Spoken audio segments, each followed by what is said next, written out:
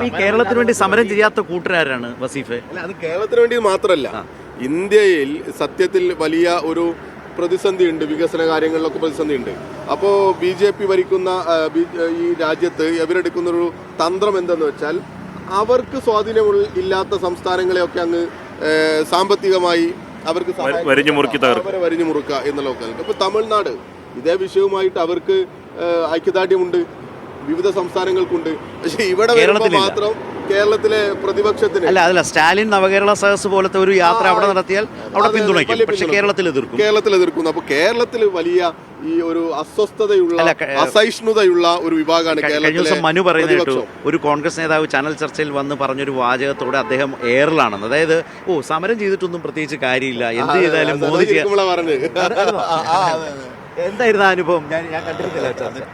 Youth കോൺഗ്രസിന്റെ പ്രതിനിധി പറഞ്ഞത് ഈ മനുഷ്യച്ചങ്ങല ഇതൊക്കെ നടത്തിയിട്ട് വെറുതെ സമയം കളയാണ്, ഇതൊന്നും നടത്തി. ഇപ്പം ഞാൻ തിരിച്ചു ചോദിച്ചു, അങ്ങനെയാണ് ഇപ്പം നിങ്ങൾ പണ്ട് ഉപ്പ് സത്യാഗ്രഹമൊക്കെ നടക്കുന്ന സമയത്ത് നിങ്ങൾ ജീവിച്ചിരിപ്പുണ്ടെങ്കിൽ നിങ്ങൾ ഗാന്ധിക്കെതിരായ നിലപാടെടുക്കില്ലെന്ന് ഞാൻ പറഞ്ഞു. അപ്പൊ അവതാരകൻ തന്നെ ഭയങ്കര അസ്വസ്ഥനാണ്. എന്റെ ചോദ്യമല്ല, വസീഫിന്റെ ചോദ്യം. ഇതില് അവര് കരുതുന്ന അങ്ങനെയാ. കാരണം അവരെ കേരളത്തിലെ ഞാൻ നേരത്തെ പറഞ്ഞ പോലെ മറുനാടൻ സ്റ്റൈൽ മാധ്യമങ്ങൾ അവരെ വളർത്തിക്കൊണ്ടുവരുന്ന അങ്ങനെ. നിങ്ങൾ ഇതൊന്നും പറയണ്ട, ആക്ഷേപിച്ചാൽ മതി, ആരെങ്കിലും തെറി വിളിച്ചാൽ മതി, നിങ്ങൾക്ക് നല്ല കവറേജ് ഉണ്ടാകും. എന്നെ അത്ഭുതപ്പെടുത്തുന്നത് കേരളത്തിന്റെ വികസനം പ്രശ്നമല്ല, അവരുടെ കവറേജ്, അവരുടെ ഇമേജ്, എന്റെ തല എന്നെ ഫുൾ ഫിഗർ ആ രീതിയിലേക്ക് കേരളത്തിലെ യൂത്ത് കോൺഗ്രസിനെ കൊണ്ടുചെന്ന് എത്തിക്കുന്നത് ചർച്ചകളിൽ ഇങ്ങനെ പരസ്യമായി പറയാൻ കഴിയുന്നു അല്ലെ നിർബന്ധം? ചർച്ചകളിലെ രാജ്യത്ത് സ്വതന്ത്ര ഇന്ത്യ ഘടകത്തിൽ വെച്ച് ഏറ്റവും വലിയ തൊഴിലില്ലായ്മ നിരക്ക് ഉണ്ടായിട്ടും ഇപ്പൊ യൂത്ത് കോൺഗ്രസോ കേരളത്തിലെ ഘടകമോ അല്ലെങ്കിൽ രാജ്യത്ത് എവിടെയെങ്കിലും എന്തെങ്കിലും ഒരു സമരം നയിച്ചാൽ നമുക്കറിയില്ല. അങ്ങനെ ഒരു ഫോട്ടോയും കാണിക്കാൻ പറ്റില്ല, ഒരു വീഡിയോയും കാണിക്കാൻ പറ്റില്ല. ഇപ്പൊ തൊഴിലില്ലായ്മ അവരെ സംബന്ധിച്ചിടത്തോളം ഒരു പ്രശ്നമേ അല്ല. കാരണം അവരാണ് പൊതുമേഖല വിൽക്കാനൊക്കെ തുടങ്ങി വെച്ചത്. അതുകൊണ്ട് അങ്ങനെ ഒരു സമരത്തിലേക്ക് എടുത്ത് ചാടാനും അവർക്ക് കഴിയാത്ത പ്രശ്നം. കേരളത്തിന്റെ സമര പാരമ്പര്യത്തിൽ ഞങ്ങളൊക്കെ സ്കൂൾ ക്ലാസ്സുകളിൽ 87-ലെ മനുഷ്യച്ചങ്ങല കണ്ട മനുഷ്യരാണ്, അതിൽ പങ്കാളികളായ മനുഷ്യരാണ്. തുടർന്ന് ഇങ്ങോട്ട് ആ സമര പാരമ്പര്യം, DYFIയുടെ ഒരു സർഗാത്മകമായ ജനകീയ സമര പാരമ്പര്യത്തെ അനുഭവിച്ച് കണ്ടു വളർന്ന തലമുറയിൽപ്പെട്ടവരാണ് ഞങ്ങളൊക്കെ. നിർഭൻ്റെ ഒരു അനുഭവത്തിൽ നമുക്ക് ഈ ചർച്ച അല്ലെങ്കിൽ ഈ സംസാരം അവസാനിപ്പിക്കുമ്പോൾ ഇങ്ങനെ ഒന്ന് കേരളത്തിൽ ഇപ്പോൾ മറ്റുള്ളവരെന്തു ചെയ്യുന്നു, ഏതു തരം സമരം ഏറ്റെടുക്കുന്നു, സമരത്തോടുള്ള മനോഭാവം എന്താണ് എന്ന് പച്ചയായി മറയില്ലാതെ പറയാൻ പോലും തയ്യാറാകുന്ന ഒരു നിലയിലേക്ക് പോകുമ്പോൾ ഡിവൈഎഫ്ഐക്ക് മാത്രമേ കേരളത്തിൽ യഥാർത്ഥത്തിൽ ഇത്തരത്തിലേക്കൊക്കെ ജനങ്ങളെ അണിനിരത്താനാകൂ എന്ന് പറയുന്ന ഒരു അനുഭവം ഒരിക്കൽ കൂടി നമ്മൾ കാണാൻ പോവുകയാണോ? തീർച്ചയായും ചെറുത്ത്. കാരണം 87-ലെ സമരം അന്ന് ഈ രണ്ട് ഭാരവാഹികളും പറഞ്ഞു, കാരണം സമാനതകളില്ലാത്ത മുൻ മാതൃകകളില്ല. ഈ DYFI ഏറ്റെടുത്ത ഓരോ സമരങ്ങളും ഇപ്പോൾ നമ്മൾ ഈ കോവിഡ് പോലത്തെ മഹാമാരി നിന്നപ്പോൾ ആക്രി പറക്കി സംസ്ഥാന സർക്കാരിന് ഒരു വലിയ തുക കൈമാറുക എന്ന് പറഞ്ഞാൽ ആ DYFIക്ക് മാത്രം കഴിയുന്ന ഒരു സാധനമാണ്. വയറെരിയുന്നവരുടെ മിഴി നിറയാതിരിക്കാൻ എന്ന ഒരു ആഹ്വാനം ഉണ്ടാകുന്നു. അത് ഈ സംസ്ഥാനത്തെ മുഴുവൻ ആശുപത്രികൾ ഏറ്റെടുക്കുന്നു.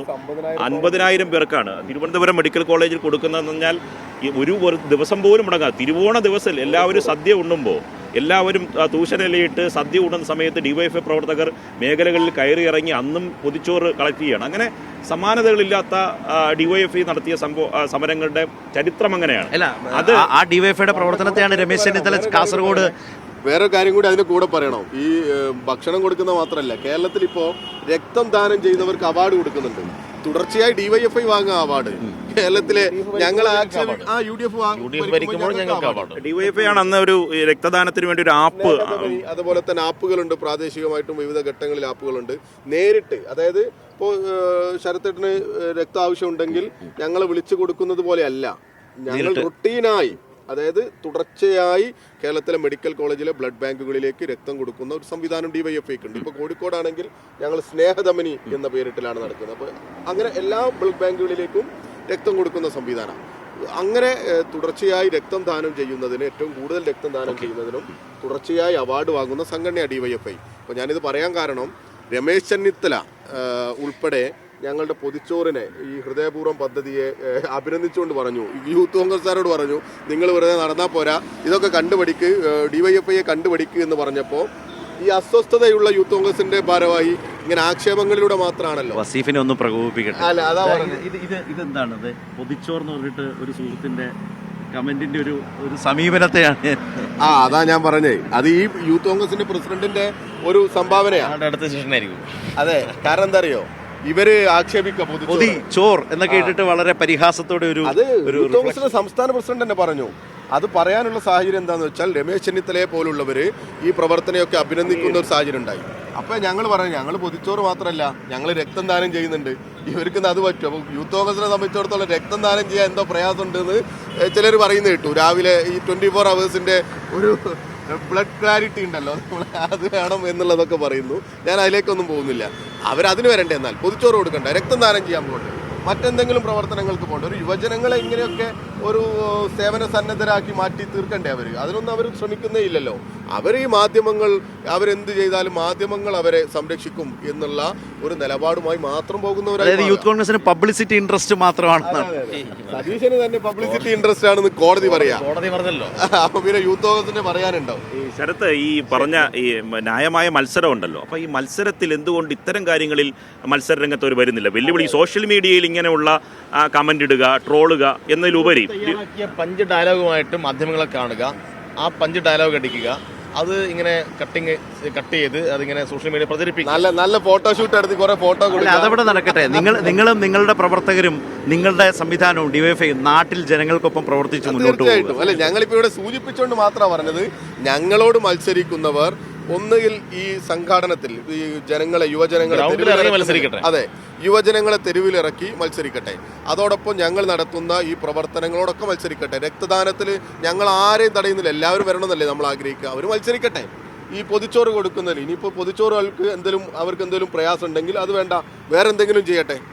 അങ്ങനെയൊക്കെ വരണ്ടേ, പുതിയ പുതിയ കാഴ്ചപ്പാടുകൾ വരും. അപ്പോൾ ഇപ്പോഴത്തെ ഒരു അവസ്ഥയിൽ അവരെ എയറിലും നിങ്ങൾ ഗ്രൗണ്ടിലും പ്രവർത്തിച്ചുകൊണ്ടിരിക്കുന്നു അല്ലേ? അവർ മാധ്യമ പരിലാലനയാണ്. അപ്പൊ അതിനുമേലെ അവർക്ക് പോകാൻ കഴിയില്ല. ഒരു കൂട്ടമായി യൂത്ത് കോൺഗ്രസ് മാറുകയാണ്. ശരത്ത്, നമ്മൾ സാധാരണ രാവിലെ ഈ മോർണിംഗ് സെഗ്മെന്റ് അവതരിപ്പിക്കുമ്പോൾ നമുക്കൊത്തിരി കാര്യങ്ങൾ പറയാനുണ്ടാവും. ഇന്ന് രണ്ട് ഡിവൈഎഫ്ഐയുടെ സംസ്ഥാന പ്രസിഡന്റ്, സെക്രട്ടറിയും ഇവര് പ്രവർത്തകർ സാധാരണ ഈ ഗ്രൗണ്ട് ലെവലിൽ പ്രവർത്തിക്കുന്നവർ മാത്രമല്ല, വൈകിട്ടുള്ള ഈ പറയുന്ന ഇവർ വന്നിരിക്കുന്ന ചാനൽ ചർച്ചയിലെയും രണ്ട് പുലികളാണ്. അപ്പോൾ അവർക്ക് ഒത്തിരി പറയാനുണ്ടായിരുന്നു. അതുകൊണ്ട് നമുക്ക് പൂരിപ്പിക്കാൻ മാത്രമേ ഉണ്ടായിരുന്നുള്ളൂ ഇന്നത്തെ ദിവസം. കാര്യം അവരാണ് ഇന്നത്തെ ഒരു അവരുടെ ദിവസമാണ്. എന്ന നിലയിൽ അതുകൊണ്ട് തന്നെയാണ് പ്രേക്ഷകരോട് സാധാരണ ഞാൻ തുടക്കത്തിൽ പറഞ്ഞു, ഒന്നുകിൽ സംസ്ഥാന സെക്രട്ടറിയെ കിട്ടും അല്ലെങ്കിൽ സംസ്ഥാന പ്രസിഡന്റിനെ കിട്ടും. നിങ്ങൾ രണ്ടുപേരും കൂടി ഇവിടെ തന്നെയാണ് എന്ന് പറഞ്ഞപ്പോൾ ഞാൻ പറഞ്ഞു, അങ്ങനെയാണെങ്കിൽ രാവിലെ ഗുഡ് മോർണിംഗ് കേരളത്തിലേക്ക് രണ്ടുപേരും കൂടി വരിക. ഒരു സംഘാടനത്തിൻ്റെ ഒന്നിച്ച് ഒരു നേതൃത്വം അല്ലെങ്കിൽ ഒരു സംഘടനയാകെ കേരളത്തിൽ എങ്ങനെ പ്രവർത്തിച്ചു എന്ന് അവരുടെ വാക്കുകളിലൂടെ വളരെ വ്യക്തമായി നമ്മുടെ മുമ്പിൽ എത്തിക്കഴിഞ്ഞു. അപ്പോൾ ഒരുപാട് സന്തോഷം. ഏറെ തിരക്ക് പിടിച്ച ദിവസം രാവിലെ കൈരളിക്കൊപ്പം എത്തി. വളരെ സജീവമായിട്ട് കൈരളി ഞങ്ങളോടൊപ്പം ഈ വിഷയം ജനങ്ങളിലേക്ക് പരമാവധി എത്തിക്കാൻ ശ്രമിച്ച ഒരു ചാനലാണ്. തീർച്ചയായിട്ടും കൈരളി ഈ സമരത്തോടൊപ്പം ഉണ്ടാകണം. ഇത് കേരളത്തിൻ്റെ പൊതു ആവശ്യമാണ്. ആ ആവശ്യങ്ങൾക്ക് വേണ്ടി നടക്കുന്ന സമര രംഗത്ത് ഉണ്ടാവേണ്ടത് ഓരോ മലയാളിയുടെ, ഓരോ കേരളീയൻ്റെയും ഉത്തരവാദിത്വം തന്നെയാണ്. അതിനോടൊപ്പം തന്നെ കൈരളി ഉണ്ടാകും. ഒപ്പം തന്നെ സമഗ്രമായ ഒരു കവറേജിലേക്ക് തന്നെയാണ് മനുഷ്യച്ചങ്ങലയുമായി ബന്ധപ്പെട്ട് ഞങ്ങളും നീങ്ങുന്നത്. അപ്പോൾ സന്തോഷം. Thank you. തീർച്ചയായും. അപ്പോൾ ശരി. അപ്പോൾ ഏതായാലും സനോജ് അദ്ദേഹത്തിൻ്റെ കയ്യിലുണ്ടായിരുന്ന ഈ മനുഷ്യച്ചങ്ങല എന്തിനു നടത്തുന്നു എന്നതുമായി ബന്ധപ്പെട്ട ഏറ്റവും പ്രധാനപ്പെട്ട ഒരു ലേഖയാണ്. കേരളത്തിലുടനീളം ഇത് ആളുകളിലേക്ക് എത്തിച്ചിട്ടുണ്ട് അല്ലേ? ഓക്കെ, വീടുകളിലേക്ക് മെറ്റീരിയലായിട്ട്. അതെ, ഡിവൈഎഫ്ഐ എന്തിനാണ് ഇങ്ങനൊരു വലിയ പരിപാടി ചെയ്യുന്നത് എന്നത് വിശദീകരിക്കുകയാണ്. അതിൽ ഓരോന്നും തീരാത്ത ട്രെയിൻ യാത്രാ ദുരിതം എങ്ങനെ എന്ന് വിശദീകരിക്കുന്നുണ്ട്. അതിൻ്റെ കണക്കുകൾ അതിലുണ്ട്. വർദ്ധിക്കുന്ന തൊഴിൽ നാശവും നിയമന നിരോധനവും എന്ന ഒരു വിശദാംശം അതിലുണ്ട്.